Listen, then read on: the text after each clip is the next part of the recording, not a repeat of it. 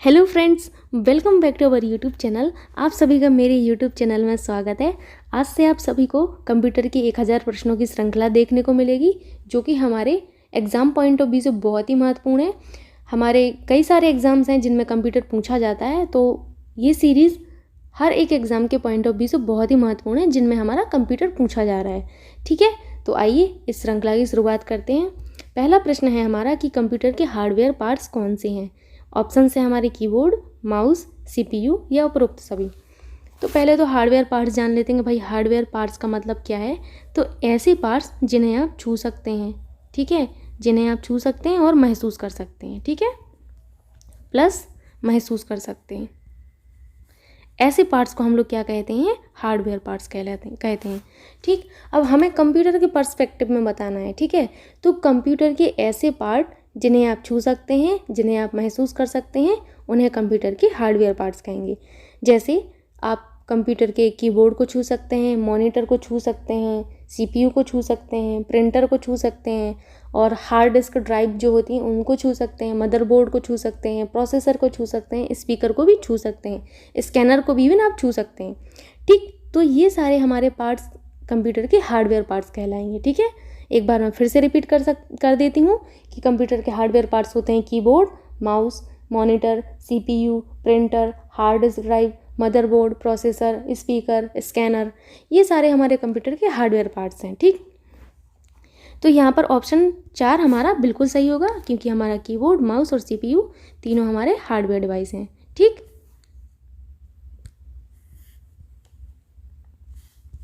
प्रश्न है हमारा, डेटा होता है अव्यवस्थित आंकड़ों का समूह, व्यवस्थित आंकड़ों का समूह, व्यवस्थित तथा अव्यवस्थित आंकड़ों का समूह, या इनमें से कोई नहीं। तो आपको बता दें कि हमारा जो डेटा होता है, कंप्यूटर हमारे डेटा व निर्देश जो होता है हमारा, इसको प्रोसेस करता है, इनको प्रोसेस करता है। क्या करता है, प्रोसेस करता है। फिर प्रोसेस करने के बाद हमें रिजल्ट देता है। ठीक है, रिजल्ट दिया इसने, इस रिजल्ट को क्या कहते हैं, क्या कहते हैं, आउटपुट कहते हैं। कंप्यूटर की भाषा में जो रिजल्ट होता है उसको हम लोग क्या कहते हैं, आउटपुट कहते हैं। ठीक है, तो जो हमारा डेटा और निर्देश है उसको कंप्यूटर ने प्रोसेस किया, प्रोसेस करने के बाद हमें रिजल्ट दिया, यानी कि हमें आउटपुट दिया। ठीक है, तो जो आउटपुट होता है, इस आउटपुट को आप सूचना भी कहते हैं। क्या कहते हैं, सूचना कहते हैं। ठीक है, क्योंकि जो आउटपुट होता है या जो सूचना होता है वो हमारा व्यवस्थित आंकड़ों का समूह होता है, वहीं डेटा और निर्देश हमारे अव्यवस्थित आंकड़ों का समूह होते हैं। यानी कि कंप्यूटर का काम क्या है कि हमारे डेटा व निर्देश को सूचना में बदलना, यानी कि इसे आप दूसरी भाषा में कैसे कहेंगे कि अव्यवस्थित आंकड़ों के समूह को व्यवस्थित आंकड़ों के समूह में बदलना कंप्यूटर का कार्य है। मैं फिर से रिपीट कर देती हूँ, डेटा व निर्देश को सूचना में बदलने का काम किसका है, कंप्यूटर का है। और इसको दूसरी भाषा में कैसे बोलेंगे, अव्यवस्थित आंकड़ों के समूह को, क्योंकि हम डेटा को अव्यवस्थित आंकड़े कहते हैं। अव्यवस्थित आंकड़ों के समूह को व्यवस्थित आंकड़ों में बदलना कंप्यूटर का कार्य होता है। ठीक है, तो यहाँ पर आपका ऑप्शन ए बिल्कुल सही हुआ, क्योंकि हमारा डेटा अव्यवस्थित आंकड़ों का समूह होता है। ठीक है, चलते हैं अगले प्रश्न पर। सूचना होती है व्यवस्थित आंकड़ों का समूह, अव्यवस्थित आंकड़ों का समूह, व्यवस्थित तथा अव्यवस्थित आंकड़ों का समूह, या इनमें से कोई नहीं। तो आप सभी को मैंने बताया है कि डेटा जो होता है, कंप्यूटर डेटा को प्रोसेस करता है, प्रोसेस किया, प्रोसेस करने के बाद हमें सूचना मिली, यानी कि हमें आउटपुट मिला। आप डेटा को इनपुट भी कह सकते हैं, यहाँ पर इनपुट मैं इस तरीके से शॉर्ट फॉर्म में लिख दे रही, और सूचना को आप लोग आउटपुट भी कह सकते हैं। ठीक है, तो जो सूचना होता है हमारा व्यवस्थित आंकड़ों का समूह होता है। ठीक, क्या होता है, व्यवस्थित आंकड़ों का समूह, क्योंकि कंप्यूटर जो आउटपुट देता है वो व्यवस्थित आंकड़ों का समूह होता है। क्या होता है, व्यवस्थित आंकड़ों का समूह, इसीलिए हमारा सूचना क्या हुआ, व्यवस्थित आंकड़ों का समूह हुआ। ऑप्शन ए एकदम करेक्ट हुआ हमारा। चलते हैं अगले प्रश्न पर। प्रश्न है हमारा कि कंप्यूटर को हिंदी में कहा जाता है, क्या कहते हैं कंप्यूटर को, कंप्यूटर, कंप्यूट, संगणक, या इनमें से कोई नहीं। तो आप सभी को पता है कि जो कंप्यूटर शब्द है वो ग्रीक भाषा का है। किस भाषा का है, ग्रीक भाषा का है। वेरी वेरी इंपॉर्टेंट, किस भाषा का है, ग्रीक भाषा का। जो हमारा कंप्यूट शब्द से बना है, कंप्यूटर किस शब्द से बना है, कंप्यूट से बना है। ठीक, तो पूछा जा रहा है कंप्यूटर को हिंदी में क्या कहा जाता है। कंप्यूटर को हिंदी में संगणक कहा जाता है। क्या कहा जाता है? संगणक। ऑप्शन 3 हमारा एकदम करेक्ट होगा। क्या होगा? एकदम करेक्ट होगा। चलते हैं अगले प्रश्न पर। प्रश्न है हमारा कि कंप्यूटर का भारत में सबसे पहले प्रयोग किया गया। ऑप्शन है हमारे 1985, 1986, 1987 और 1988। तो आपको बता दें कि कंप्यूटर का भारत में सबसे पहले प्रयोग जो है 1986 में किया गया था। कब किया गया था? 1986 में। ठीक, तो किसने किया था कंप्यूटर का पहली बार प्रयोग भारत में? जान लेते हैं इसको भी। भारत में कंप्यूटर का जो सबसे पहले प्रयोग है 16 अगस्त। कब हुआ था? 16 अगस्त। आपको डेट याद नहीं रखनी, हम बस बता रहे हैं आपको बस ईयर याद रखना है कि 16 अगस्त 1986 को बेंगलुरु के प्रधान डाकघर, कहाँ पर? बेंगलुरु के प्रधान डाकघर में हुआ था। कहाँ? बेंगलुरु के प्रधान डाकघर में हुआ था। वेरी वेरी इंपॉर्टेंट, याद रखना है आपको कि हमारा पहली बार प्रयोग कहाँ हुआ था? बेंगलुरु के प्रधान डाकघर में हुआ था। चलते हैं अगले प्रश्न पर। प्रश्न है हमारा कि भारत का प्रथम पूर्ण कंप्यूटरीकृत डाकघर कहाँ है? ठीक, दिल्ली में, मुंबई में, चेन्नई में, कोलकाता में, सॉरी केरल में। ठीक, तो आप सभी को पता है कि भारत का प्रथम पूर्ण कंप्यूटरीकृत डाकघर जो है हमारा दिल्ली में है। कहाँ पर है? दिल्ली में है। ठीक, अगला प्रश्न है हमारा कंप्यूटर साक्षरता दिवस मनाया जाता है। बहुत ही ज़्यादा इंपॉर्टेंट है ये वाला प्रश्न, इसको इम्पोर्टेंट मार्क करिए और इसको बिल्कुल याद रखिए। ठीक, पूछा जा रहा है कंप्यूटर साक्षरता दिवस के बारे में। तो आपको बता दें 5 जून को हमारा मनाया जाता है क्या? पर्यावरण दिवस। ठीक, 2 फरवरी को हमारा वेटलैंड डे मनाया जाता है, यानी कि आर्द्रभूमि दिवस। वहीं 2 दिसंबर को हमारा कंप्यूटर साक्षरता दिवस मनाया जाता है और 20 मार्च को हमारा गौरैया दिवस मनाया जाता है। ठीक, विश्व गौरैया दिवस। तो आप सभी को पता चल ही गया होगा कि कंप्यूटर साक्षरता दिवस हमारा 2 दिसंबर को मनाया जाता है। कब? 2 दिसंबर को। ठीक, चलते हैं अगले प्रश्न पर। प्रश्न है हमारा कि कंप्यूटर के उपयोगी प्रभाव हैं समय की बचत, त्रुटि रहित कार्य, कागज की बचत या फिर उपरोक्त सभी। तो आप सभी को पता है कि जब से हमने कंप्यूटर का उपयोग किया है तो उसके प्रभाव क्या हुए हैं कि हमारा समय बचने लगा है, क्योंकि कंप्यूटर बहुत सारे हमारे डेटा को बहुत जल्दी प्रोसेस कर लेता है और हमारे समय का बचत हो जाता है। बहुत कठिन गणनाएं कंप्यूटर बहुत कम समय में कर लेता है। ठीक है, अगला है हमारा त्रुटि रहित कार्य। हम लोग ऐसा मानते हैं कंप्यूटर से ना के बराबर ही गलतियां होती हैं। कंप्यूटर जो भी कार्य करता है वो त्रुटि रहित होता है। ठीक, कागज की बचत। आप सभी को पता है कि जब से कंप्यूटर का उपयोग या मोबाइल फ़ोन का हम लोगों ने प्रयोग करना शुरू किया है तो कागज़ की बचत बहुत ही कम हो गई है। आजकल हम लोग अपने इलेक्ट्रॉनिक्स नोट्स या जिसे हम लोग डिजिटल नोट्स भी कहते हैं वो रखने लगे हैं अपने फ़ोन में। ठीक, तो इस तरीके से हुआ क्या कि हमारी कागज़ की बचत होने लगी। तो हमारा कंप्यूटर के उपयोग के प्रभाव ये उपरोक्त सभी हुए। ठीक है, चलते हैं अगले प्रश्न पर। प्रश्न है हमारा कि इनपुट के कंप्यूटर प्रोसेस का परिणाम है। कहने का मतलब ये है कि जो हमारा इनपुट होता है, इनपुट को मैं इस तरीके से लिखूंगी। ठीक है, आप याद रखिएगा, ये शॉर्ट फॉर्म है इनपुट का। इनपुट जो होता है, इनपुट को प्रोसेस होता है, प्रोसेस किया जाता है, फिर इसका जो परिणाम आता है, परिणाम जो आता है वो क्या होता है? आप सभी को पता है कि जब हमारा इनपुट का प्रोसेस किया जाता है यानी कि प्रोसेसिंग होती है, जो परिणाम जनरेट होता है उसको हम लोग क्या कहते हैं? आउटपुट कहते हैं। क्या कहते हैं? आउटपुट कहते हैं। कंप्यूटर की भाषा में परिणाम को हम लोग आउटपुट कहते हैं। क्या कहते हैं? आउटपुट। तो ऑप्शन बी हमारा एकदम करेक्ट होगा। ठीक है, चलते हैं अगले प्रश्न पर। प्रश्न है हमारा कि कंप्यूटर का कार्य है डेटा को सूचना बदलना, सूचना को डाटा में बदलना, 1 और 2 दोनों सही हैं या इनमें से कोई नहीं। तो आप सभी को पता चल गया है कि कंप्यूटर का कार्य क्या होता है? डाटा को सूचना में बदलना। ठीक, कंप्यूटर क्या करता है? हमारे डाटा या निर्देश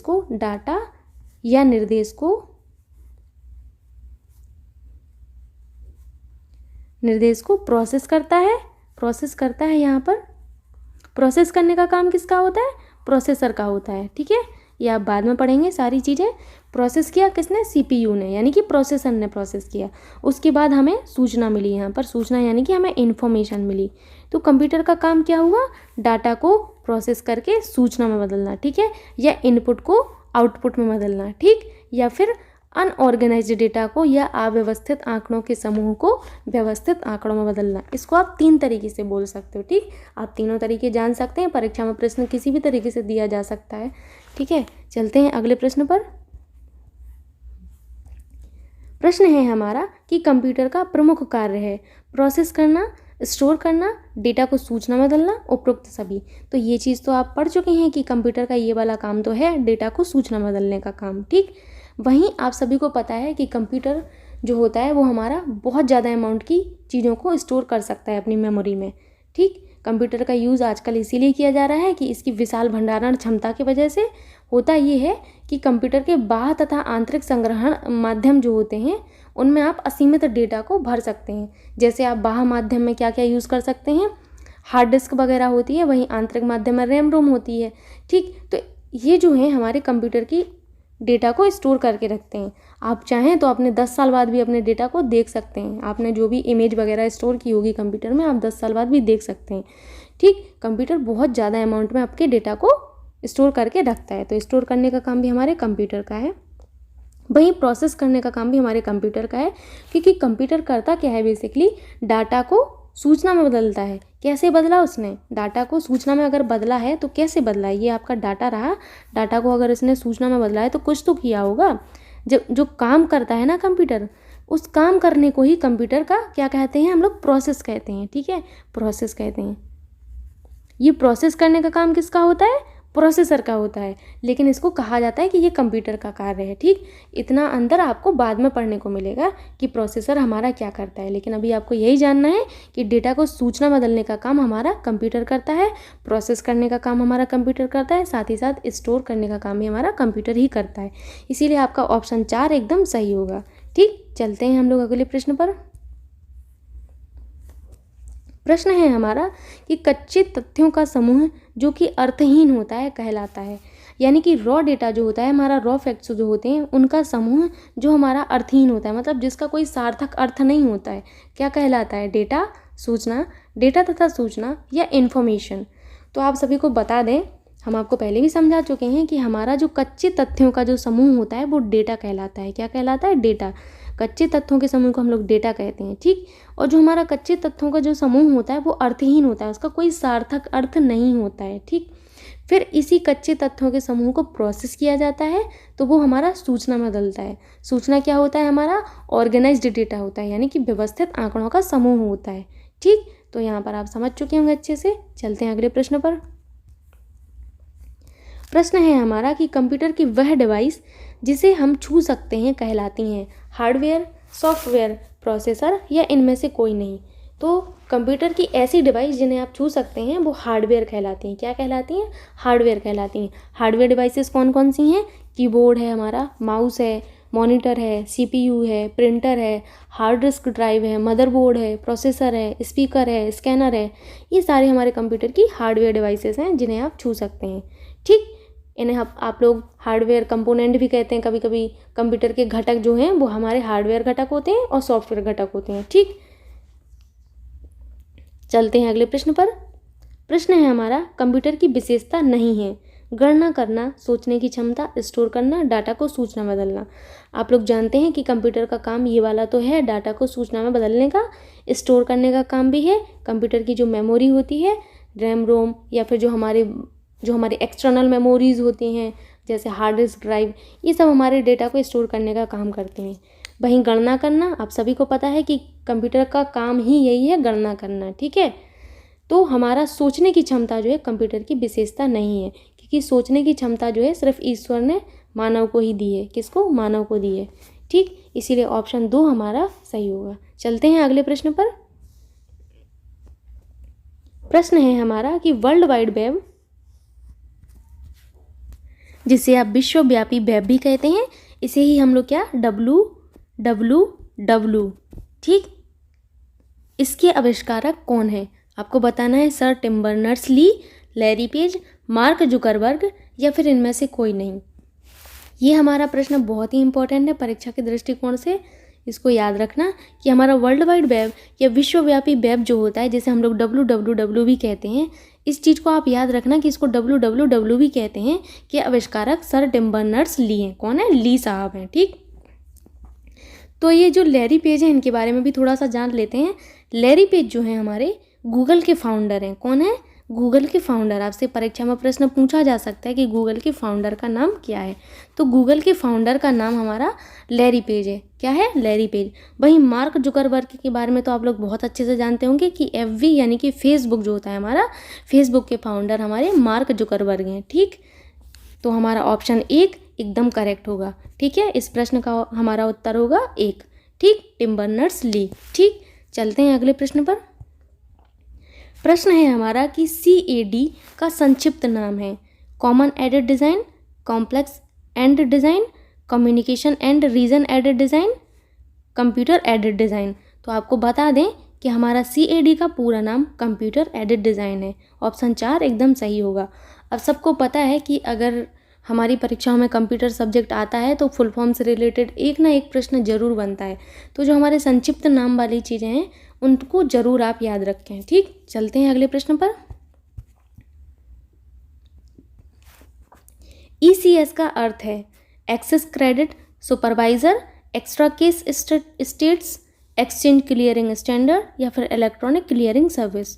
तो ECS जो होता है, ECS का बेसिकली यूज़ बैंक में होता है लेन देन की चीज़ों में। ठीक है, लेन देन में होता है। ठीक, बैंकिंग सिस्टम में इनका यूज़ होता है ECS का, और इसका जो पूरा नाम है वो है electronic clearing service. Very very important, याद रखना इसको कि ECS का पूरा नाम है इलेक्ट्रॉनिक क्लियरिंग सर्विस।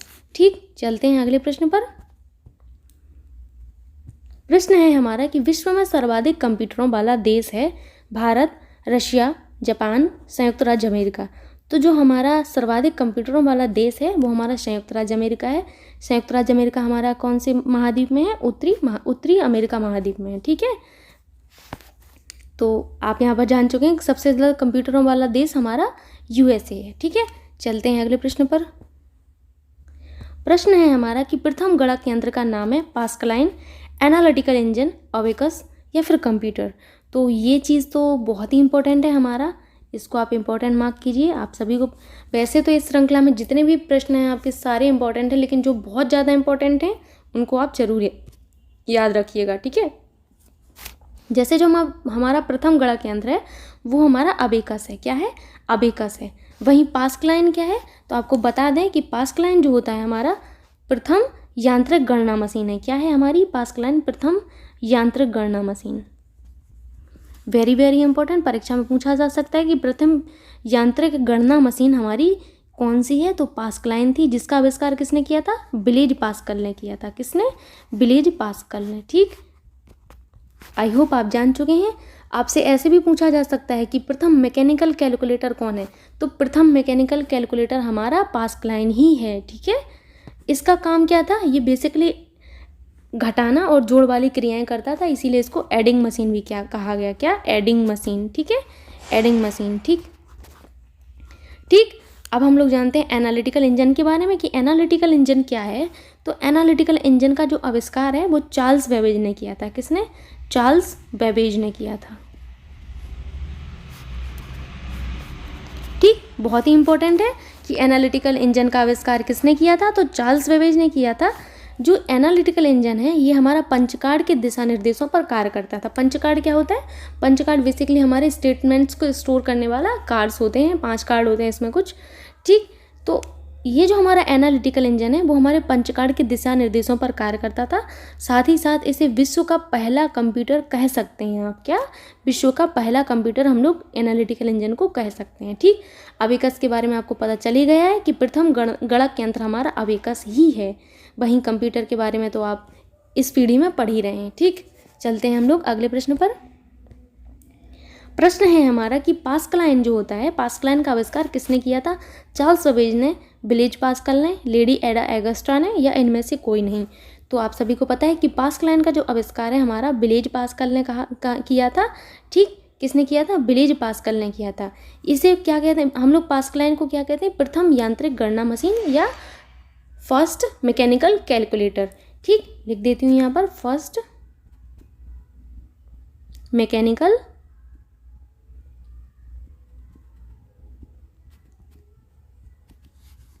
कैलकुलेटर। ठीक है,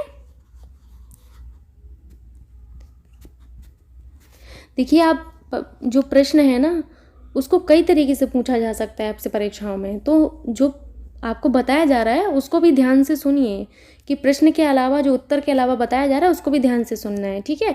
जैसे हमारे पास्कलाइन के बारे में यही पूछा जा सकता है कि फर्स्ट मैकेनिकल कैलकुलेटर कौन सा था, तो आपको पता होना चाहिए कि फर्स्ट मैकेनिकल कैलकुलेटर हमारा पास्कलाइन था। साथ ही साथ पास्कलाइन को एडिंग मशीन भी कहा जाता है, ठीक है। चलते हैं अगले प्रश्न पर। प्रश्न है हमारा कि प्रथम प्रोग्रामर किसे कहते हैं। तो प्रथम प्रोग्रामर लेडी एडा एगस्टा चार्ल्स ब्लेज, ये हमारा यहाँ पर, ठीक, चार्ल्स बेबेज को या फिर ब्लेज पास्कल को या लैरी पेज को। तो आप लोग लैरी पेज के बारे में तो जानते हैं कि लैरी पेज हमारे गूगल के फाउंडर हैं। किसके? गूगल के फाउंडर हैं। साथ ही साथ आप पास्कल के बारे में जानते हैं, ब्लेज पास्कल इनका पूरा नाम है। ब्लेज पास्कल के बारे में भी आप जानते हैं कि इन्होंने पास्कलाइन मशीन का आविष्कार किया था। और चार्ल्स बेबेज के बारे में भी आप लोग जानते हैं कि चार्ल्स बेबेज ने हमारा एनालिटिकल इंजन का आविष्कार किया था। वहीं लेडी एडा एगस्टा जो हैं इन्हें पहली प्रोग्रामर कहा जाता है। लेडी एडा एगस्टा को ही फर्स्ट प्रोग्रामर कहा जाता है। क्यों कहा जाता है? क्योंकि लेडी एडा एगस्टा ही एक पहली ऐसी व्यक्ति हैं जिन्होंने हमारे कंप्यूटर में पहला प्रोग्राम डाला था, ठीक है। पहला प्रोग्राम डालने का काम इन्होंने ही किया था। प्रोग्रामर उसे कहते हैं जो कंप्यूटर में प्रोग्राम बनाता है या कंप्यूटर में प्रोग्राम डालता है, ठीक है। तो उसे हम लोग प्रोग्रामर कहते हैं। प्रोग्राम क्या होता है? प्रोग्राम हमारा बेसिकली सेट ऑफ इंस्ट्रक्शन होता है, ठीक है। इंस्ट्रक्शन,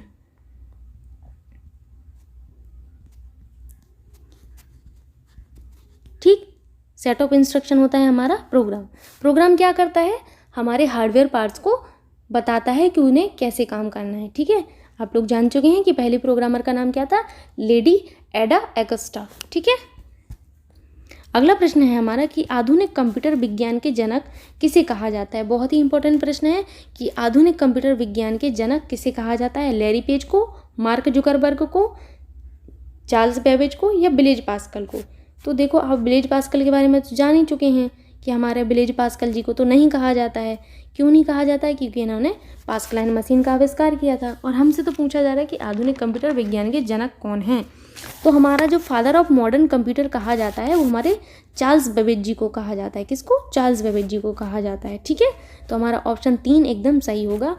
साथ ही साथ आपको एक चीज़ और याद रखनी है कि कंप्यूटर के विकास में सर्वाधिक योगदान अमेरिका के वॉन न्यूमैन का है। किसका है? वॉन न्यूमैन का है। मैं लिख देती हूँ, अगर आपसे परीक्षा में प्रश्न आए तो आप इसको भी सही कर पाएँ कि आधुनिक कंप्यूटर के विकास में सबसे ज़्यादा योगदान हमारे अमेरिका के, कहाँ के? अमेरिका के हैं। ये अमेरिका के वॉन न्यूमैन का है, ठीक। Very very important. ये सारी चीज़ें आपको अच्छे से याद रखना है, ठीक है। साथ ही साथ आपको चार्ल्स बेबेज जी के बारे में एक चीज़ और याद रखनी है। क्या याद रखनी है? कि हमारे चार्ल्स बेबेज जी जो थे, ये जो बेबेज साहब थे, इन्होंने हमारे डिफरेंस इंजन जो होता है हमारा डिफरेंस इंजन, ठीक, डिफरेंस इंजन का आविष्कार भी इन्होंने ही किया था,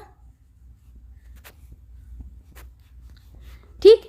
आपसे पूछा जा सकता है परीक्षा में कि डिफरेंस इंजन का आविष्कार किसने किया था या डिफरेंस इंजन के आविष्कारक कौन है। तो आपको पता होना चाहिए कि डिफरेंस इंजन के आविष्कारक चार्ल्स बेबेज जी हैं। साथ ही साथ डिफरेंस इंजन हमारा भाप से चलता था। क्या? भाप से चलता था। Very very important. आपसे पूछा जा सकता है कि डिफरेंस इंजन किस पे काम करता था, तो भाप पर काम करता था, भाप से चलता था, ठीक है। एक चीज़ और आपको याद रखनी है कि जो एनालिटिकल इंजन है हमारा, एनालिटिकल इंजन, इसका आविष्कार भी हमारे चार्ल्स बेबेज जी ने ही किया था, ठीक है। किसने किया था? चार्ल्स बेबेज जी ने किया था, ठीक। इसका बेसिकली काम क्या था एनालिटिकल इंजन का?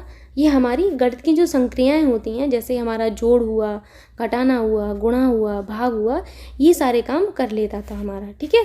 तो आप यहाँ पर जान चुके हैं कि चार्ल्स बेबेज जी को हमारा आधुनिक कंप्यूटर विज्ञान के जनक भी कहा जाता है। साथ ही साथ इन्होंने डिफरेंस इंजन का आविष्कार किया था और एनालिटिकल इंजन का भी आविष्कार किया था, ठीक। सीरीज़ में आप सभी के लिए इतने ही प्रश्न थे। मिलते हैं अगली सीरीज़ में। ये आपकी सीरीज़ तब तक चलेगी जब तक कि आपके 1000 प्रश्न पूरे नहीं हो जाते। यदि आपको ये वीडियो पसंद आता है तो please like, share and subscribe my YouTube channel and thank you so much मेरा वीडियो देखने के लिए।